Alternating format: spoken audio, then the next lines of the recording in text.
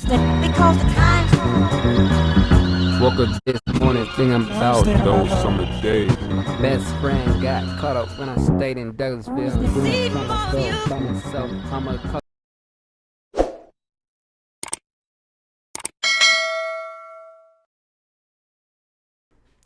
What's good, y'all? Welcome back to another video. So today, the incredible story of Kendrick Lamar. Shout out to my boy at the Voltergeist. You know what I'm saying? He's my bro. Like, we not cool like that, but I text him. You know what I'm saying? He texted me one time. He was talking about he's in North Carolina right now. So, hey, cool. Shout out to you, Classes, a brand. Granted, I know that I react to a lot of your videos, but I just want to take a minute to say I really do appreciate like you and others, but especially you. Like, I reacted to a lot of your videos, and you never, it was like reporting my stuff. You never like, yo, delete that. I don't want you to do. You always showed me love. You were like, yeah, go ahead and react to it. I like that. Yeah, go ahead. And I'm just happy to be able to react to you and many others. You know what I'm saying? I don't have that many subscribers, you know, but me reacting to all y'all videos, I feel like this is what I like to do for fun. You feel me? This is how one day I want to be able to quit my 9 to 5 and just, buy a little house, you know what I'm saying? And just do this all the time and have fun doing it. You know? If you see this, bro, I just want to tell you, keep up the great work. And I'm saying that to you personally, bro. Keep up the great work. You know, you're literally, with you and a handful of other YouTubers I react to, y'all gonna be the next things, and y'all are the next things. Y'all the next sources of people going to y'all to learn stuff about hip hop, to learn information about this type of stuff. If that makes sense. You know what I'm saying? Learn more about Kendrick. I'm curious, honestly. I know just about everything about him, but I'd be surprised. You might dig something up like, yo, he went to jail back in the day. Like, I don't want to fucking know that. I don't think he did, but let's get into it. And new feature on Nebula, and the only place where you can watch That's his, promotions.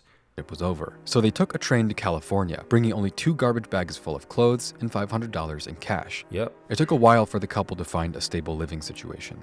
In the meantime, they worked fast food jobs, slept in their car, and sometimes stayed in motels or slept in the park if it was warm enough. It wasn't until 3 years of staying afloat in California that they had finally saved enough to get an apartment, but once they did, their first son Kendrick was born soon after. Kendrick Lamar mostly describes his childhood in Compton as stable inside but chaotic outside. His parents placed a heavy emphasis on education and a safe home environment, and Kendrick has talked about how they always made sure there was food at home and Christmas presents under the tree every year. His mom says Kendrick was always quiet and observant to the point where the family started calling him Man as a reference to his maturity at such a young age. But Kendrick's childhood innocence didn't last long in a place like Compton. He talks about how his dad had a job at KFC, but he eventually realized that his work schedule wasn't adding up. Kendrick had figured out that his dad was secretly working in the streets to make ends meet for the family. His dad says, "I did what I had to do." While Kendrick tells positive stories of walking home from school with his mom, riding bikes, dancing in the living room while his parents listened to music with their friends, Compton was a dangerous place to be, and his parents couldn't protect him from everything. He tells the story of seeing a young man shot dead in front of his apartment building when he was 5, and how he and his dad accidentally got caught up in the Rodney King riots when he was 6, watching people loot stores and light buildings on fire from the window of their car driving by. There are many stories about Kendrick's youth, with the one constant being that all he did was write. Even in middle school, he was writing non-stop every day. His love of hip-hop ignited by the time he and his father saw Tupac and Dr. Dre filming a video outside of the Compton flea market. While Kendrick got good grades in high school, he was surrounded by what most people would consider a bad crowd. Like I mentioned earlier, his life was stable inside but chaotic outside. While Kendrick never went to jail or joined a gang, he found himself towing the line of crime more than once. Whether it was getting shot at, or taking a friend who had been shot to the hospital, or driving around Compton with guns in his car, it got to a point where his parents kicked him out of their house for a while. Although Kendrick was smart, focused, and motivated, even someone as naturally gifted as him couldn't completely avoid the trouble he was surrounded by. The pressure to give up his potential and lose himself in the noise of Compton was ever present. If it weren't for the people in Kendrick's life pushing him in the right direction, anything could have happened to him. From The Butterfly Effect by Marcus J. Moore. By the time Kendrick got to high school, his career path was set. He was going to be a rapper, and nothing could make him veer off the course. One day in particular, Matt, Jeezy, and Kendrick were walking home from Centennial High School when the budding MC just couldn't stop rapping. He started coming up with rhymes off the top of his head, and he didn't stop until 4 or 5 blocks later when he and Jeezy were close to their respective homes. It was about 20 minutes worth of rapping, Jeezy recalls. At that moment, his friend knew that Kendrick had what it took to be a star. All he needed to do was stay away from the pitfalls of street life. In the words of Jeezy, I was like, damn, Kendrick, if you just stay out of jail and stay alive, you're gonna make it. The words that literally came out of my mouth were don't go to jail and don't die. Sadly, prison and death beset many of their friends. Yeah. Later in the book, Same here. Lemons, lemons, lemons. The world is so full of lemons. When you become an Expedia member,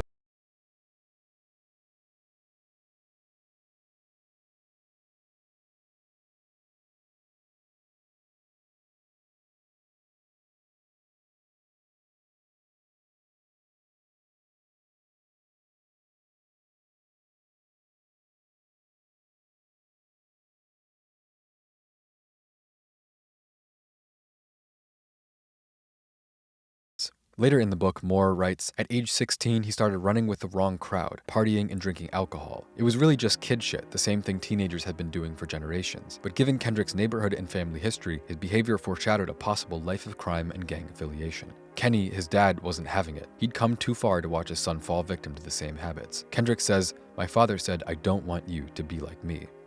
This conflict that Kendrick experienced as a young man, this moral war between the violent streets outside and the talent and potential and goodness inside, this is the exact theme that Kendrick would channel into his musical storytelling as he became an adult and started to pursue a career as a rapper. This idea of the struggle to be a good person, the duality of man, and Compton as a living place, this is the story of Section 80 and Good Kid, Mad City. I think the funniest thing about Kendrick's early music, which a lot of people might not know, is actually the fact that he got signed in 2004, shortly after dropping his first ever mixtape at the age of 16. This mixtape that got him signed at such a young age, titled Young Neighbor in Charge, is really not that good. The cover art is just a picture of Kendrick with an email address and phone number for the label that produced it, holdies@yahoo.com, of course. The weird thing about this mixtape isn't actually the fact that Kendrick was a pretty good rapper even when he was still in high school, because look at him now, why wouldn't he be? The funny part to me is the way that he just calmly declares, what separates me from the other local young rappers? There is no separation because I'm not competing with them, I'm competing with their favorite rappers. And that prediction actually came true. Like, anyone can say that, but listening back to Kendrick predict his future into some tinny mic in Compton 18 years ago on top of an R&B beat, it's mind-blowing. Anyway, after some local success with his debut mixtape, Kendrick was signed as the first artist on Top Dog Entertainment by Anthony Tiffith, a record producer who had worked previously with rappers like The Game in the late 90s and early 2000s. And with his buzz steadily growing, Kendrick continued releasing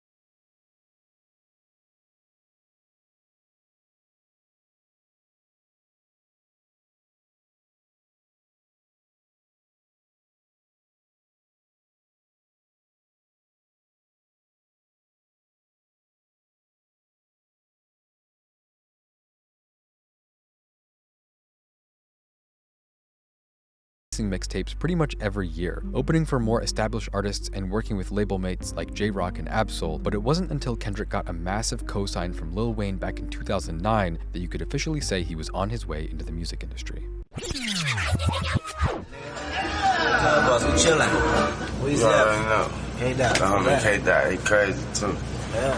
What been now? I co-signed the amp. Shout out to my homeboy J-Rock, tell my little nigga right there. Nigga, With shit. the homie, I'm telling you. The homie, I co-signed it.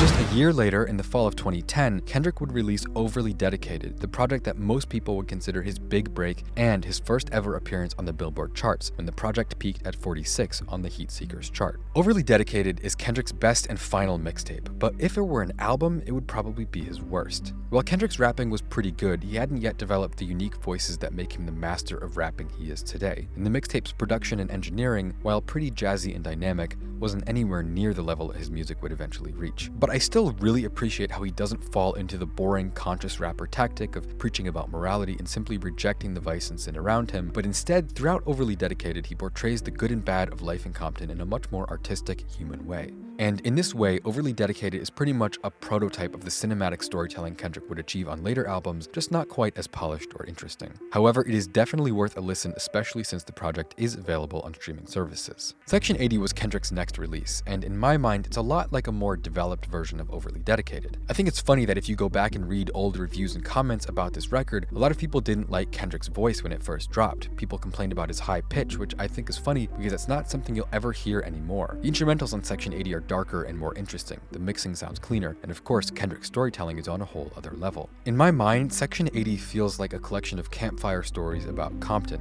It's not so much an analysis of social and political issues themselves, but a meditation on the way different vices and pitfalls can affect people in a much more personal way. You could connect all of these stories to political problems, but Kendrick is talking about it from less of a bird's eye view and more of a first-person perspective. Not as an aloof, disconnected commentator, but as someone who is surrounded by the people and issues he's talking about. Growing up in Compton and centering the story of the project around the different ways life in Compton can be dark and light at the same time, he has seen the darkest parts of society, and that's what gives him the wisdom to explore these complex issues in his music without it sounding forced or corny. Section 80 is full of moving themes. Kendrick talks about drug addiction, prostitution, gang culture, but none of these issues show up through a theoretical lens. It's all very real and raw and approached through a gritty, first-hand perspective. My favorite song is the dark, jazzy Kush and Corinthians, in which Kendrick explores the record's ultimate question.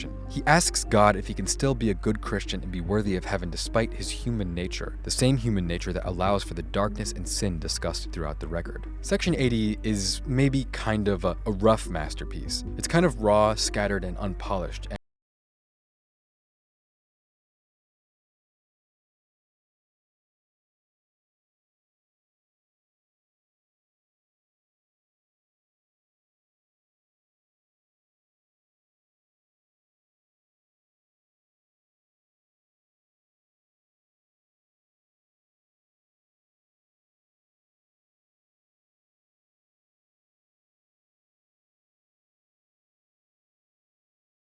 And Kendrick's later work approaches the same themes a little bit better, in my opinion. But I still think the way that Kendrick takes these struggles of his generation and demographic and speaks to them in an analytical way without it being corny, it's a very unique artistic ability, and even though it was his debut album, it put him miles ahead of his peers at the time and firmly on a track to stardom.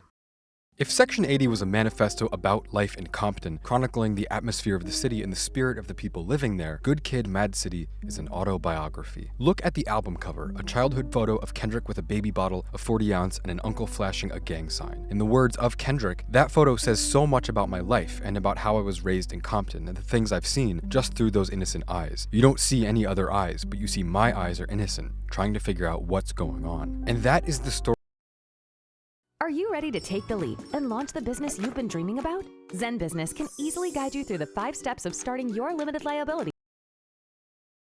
Story of the album itself. It's a story of growth on 2 levels. On one hand, it's full of tales from Kendrick's youth, painting a picture of how life in Compton shaped him and made him who he is during his teenage years, while at the same time connecting life experiences to more universal themes in a way that gives the record a timeless, literary quality, and in my opinion makes it one of the best albums of all time. The brilliancy of Good Kid, Mad City, in my opinion, is the fact that despite telling the story of an impoverished black kid growing up in Compton, a small city in Los Angeles County, there's a universality to Kendrick's storytelling storytelling that makes the album not just a story of his youth, but it speaks to youth as a whole and the process of maturation that we all go through before becoming adults. Throughout the course of the record, Kendrick illustrates this process of growing up and maturing. In the beginning of the record, he's a distracted kid who takes a lot of risks and runs with the wrong crowd. He chases women, gets drunk, does drugs, and burglarizes homes with his friends. His character is on a path towards self-destruction, but the story of the record doesn't come to a head until the end of Swimming Pools, when one of Kendrick's friends, Dave, is killed, and Kendrick comes to the abrupt and sobering realization that he must change his ways or face severe consequences. The next song in the record, Sing About Me, I'm Dying of Thirst, is one of my favorite songs of all time. It's 12 minutes long, but I can listen to it over and over without getting bored. Kendrick explores the ways in which his rough upbringing made him obsessed with death, how his constant exposure to violence, abuse, and drugs at a young age gave him a dark, cynical outlook on life. My favorite lines are in the third verse, where he raps, cursing the life of 20 generations after her soul, exactly what had happened if I didn't continue rapping. He's comparing poverty to a curse, referencing the idea that a lack of education and financial stability can influence one's offspring for generations, creating a cycle of destitution. To me, that's what Good Kid, Mad City is all about. That's what makes it one of the best albums I've ever heard. By examining the cycle of poverty he was born into, looking at himself and his actions with clarity, he can not only change his cycle, but inspire others to do the same as well. Towards the end of the 12-minute song, he raps, what are we doing? Who are we fooling? Hell is hot, fire is proven, to burn for eternity, return of the student, that never learned how to live righteous, but how to shoot it, referencing the cycles of violence that perpetuate themselves in impoverished communities. At the end of the song, the outro depicts a neighbor, played by the legendary poet Maya Angelou, scolding Kendrick and his friends for carrying guns and looking for revenge against the men that killed their friend Dave. She tells them that they are dying of thirst and must be saved by God in order to avoid further destruction before leading them through a prayer. Good Kid, Mad City is one of my favorite stories of all time. Not just one of my favorite albums or one of my favorite records, but one of my favorite stories. Kendrick's ability to make something so personal to his life experience that applies to the lives of so many people, and to have it be so engaging at the same time, there is nothing else like it. Even though it's a concept album with deep structured narrative themes, every song stands on its own. But together, for me, it stands as one of the best stories I've ever heard in my life. Personally, it's my favorite coming of age story of all time. And I don't think I'm alone in that opinion. Good Kid, Mad City was nominated for Album of the Year at the 2014 Grammys, and it was named as one of the greatest albums of all time by Rolling Stone magazine, and was eventually certified 3 times platinum. And at this point in Kendrick's career, he had reached a point where people were starting to consider him one of the greatest rappers alive after just 2 albums. But his follow-up, To Pimp a Butterfly, couldn't have been more different. While Good Kid, Mad City is considered one of the greatest hip-hop albums of all time, or one of the greatest hip-hop albums of the 2010s, or one of the greatest West Coast hip-hop albums, To Pimp a Butterfly is often considered one of the best albums ever made. This is not a day in the life of a curious young man in Compton. This is a story told through metaphors that allude to events and ideas in a cerebral, psychedelic way that requires deep analysis. If Good Kid, Mad City's story is a Tarantino movie, To Pimp a Butterfly is a James Joyce novel. To Pimp a Butterfly deals with the transformation of thoughts and beliefs that Kendrick experienced after finding success with his music and leaving Compton for the first time. While he might be on top of the world with his music and fame, he's encountered yet more problems and tells this story with a broader, more political and analytical tone. There are a few events that supposedly inspired the making of this record, from Kendrick visiting Nelson Mandela's jail cell in South Africa in 2014 to his outrage at the killings of unarmed black men that happened from 2013 to 2014 and led to the rise of the Black Lives Matter movement. He said it directly in interviews from this time period. He isn't speaking for the community, he is the community. Kendrick felt that he easily could have been Trayvon Martin or Michael Brown if he wasn't Kendrick Lamar, and he needed to channel that feeling into the album. He addresses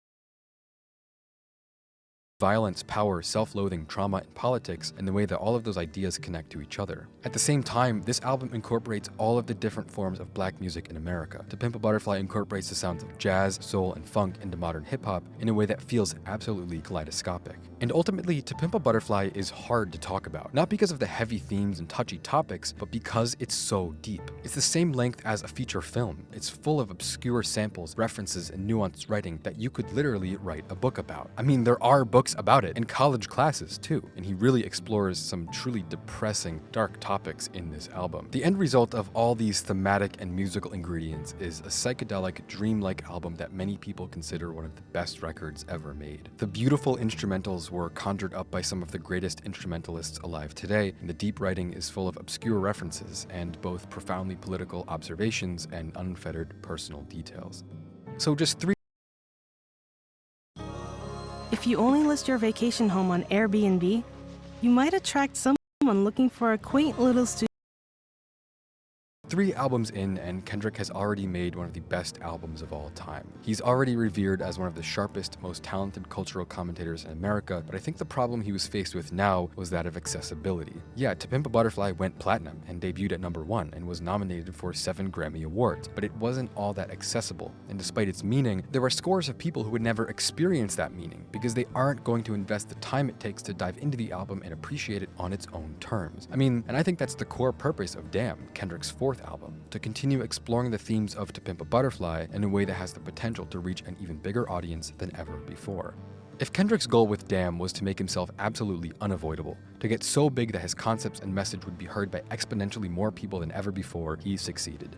Damn ended up one of the most commercial albums of the 2010s. It was the first ever non-jazz or classical work to win a Pulitzer Prize for music, and it was the best-selling album of 2017. Where To Pimp a Butterfly was full of anachronistic musical inspirations coming from the history of jazz and soul, Damn was more inspired by the sound of pop, trap, and contemporary R&B. And when it came out, it was far more polarizing than anything Kendrick had made before. To put it simply, many people thought Damn was basic.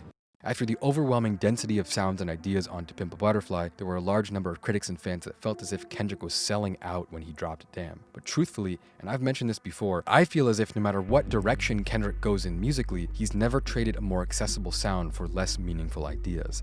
One of the strongest ideas on Damn is faith and the way that Kendrick struggles with his religious beliefs as a result of the increasingly stressful conditions around him. Once again, I would say Damn comes from a perspective of speaking for his culture and his people, but he isn't an evangelical leader preaching prosperity to the masses. He's here to shed light on the dark thoughts and feelings that a lot of people have without promising that things are magically going to improve overnight if you just pray. In fact, one of the biggest ideas that appears throughout Damn is the idea that faith may not actually be sufficient to sustain us, that we're losing our moral compass while hanging on to religion and ultimately not fully interacting with either. In the words of Rodney Carmichael for NPR, the Old Testament is full of prophets trying their damnedest to save the world. More often than not, their first obstacle they overcome is self-doubt, self-loathing, even their personal aversion to self-sacrifice. Moses the deliverer was a murderer with a speech impediment. Noah the ark builder was a documented drunk. Elijah the resurrector was straight up suicidal. All of them were broken vessels, but vessels for their God nonetheless. Then there was Jeremiah. He suffered depression so badly, likely from carrying the weight of the world on his shoulders, that students of the Bible refer to him as the weeping prophet.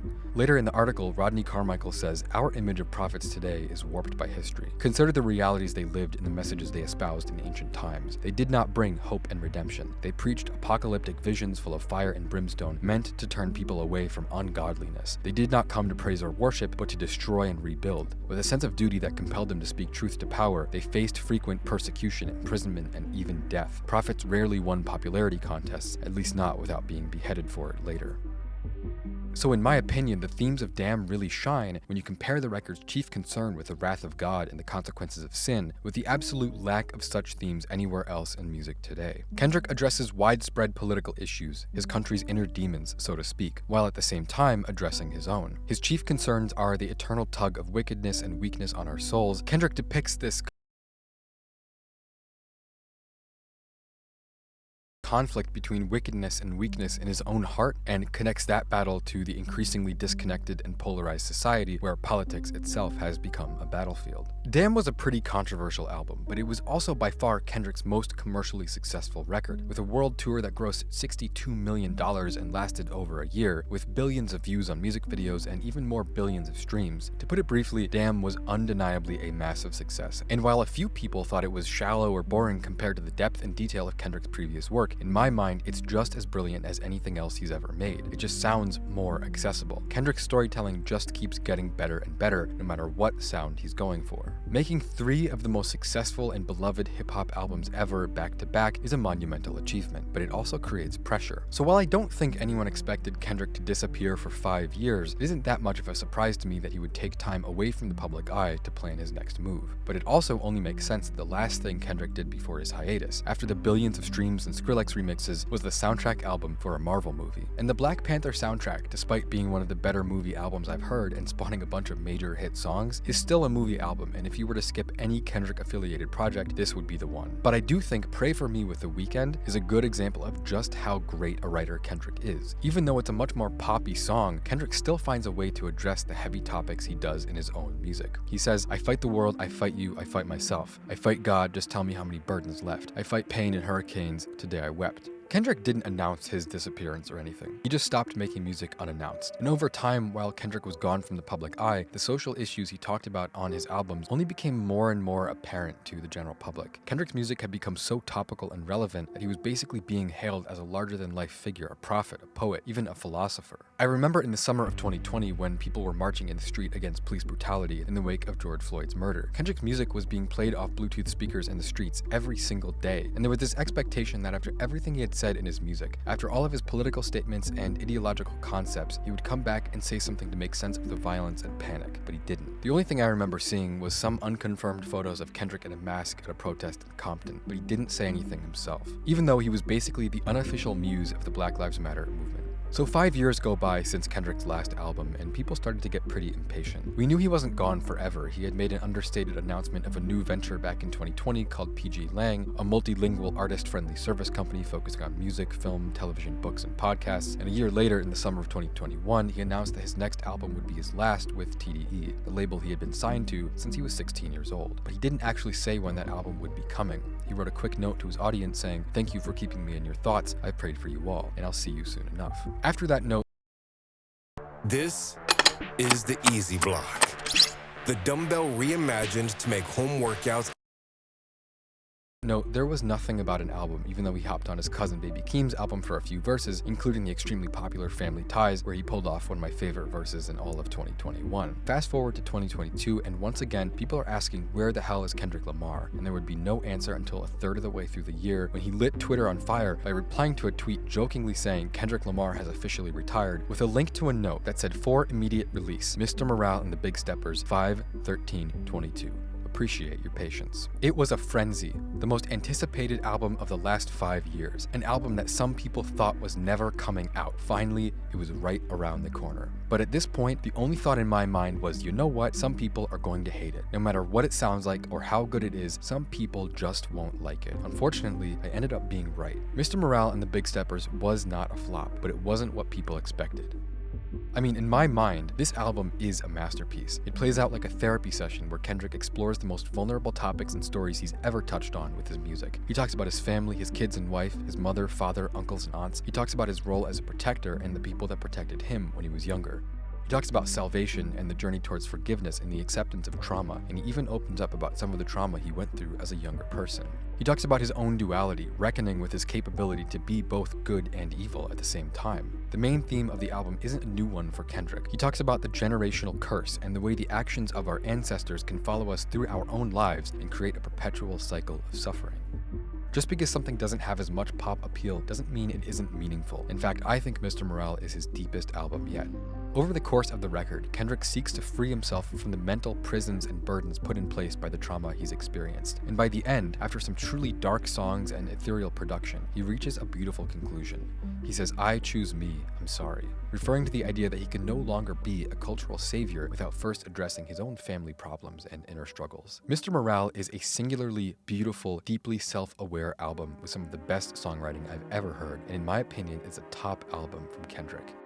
Kendrick Lamar is a true artist, an artist who says true things. Maybe that sounds simple, but we live in a world where truth is far from encouraged in the art economy. You can fake your backstory, you can fake your culture, and fake your personality, and you can be perfectly successful with that made-up persona, but you can only go so far with that. In order to get where Kendrick is today and make the music he's made, it takes a level of self-awareness and introspection that most people never reach. And at the same time, he creates deep worlds full of concepts and characters, and it makes every single one of his albums a masterpiece in its own unique way. Whether it's the gritty darkness and character-based storytelling of Section 80, or the cinematic narrative of a teenager navigating the dangers and temptations of life in Compton and Good Kid, Mad City, or the unprecedented musical depth and poetic format of To Pimp a Butterfly, or the massive commercial impact and themes of personal struggle on Damn, or the emotionally devastating depth of Mr. Morale, Kendrick has created a world of music just as imaginative, just as meaningful and timeless as any other great work of storytelling.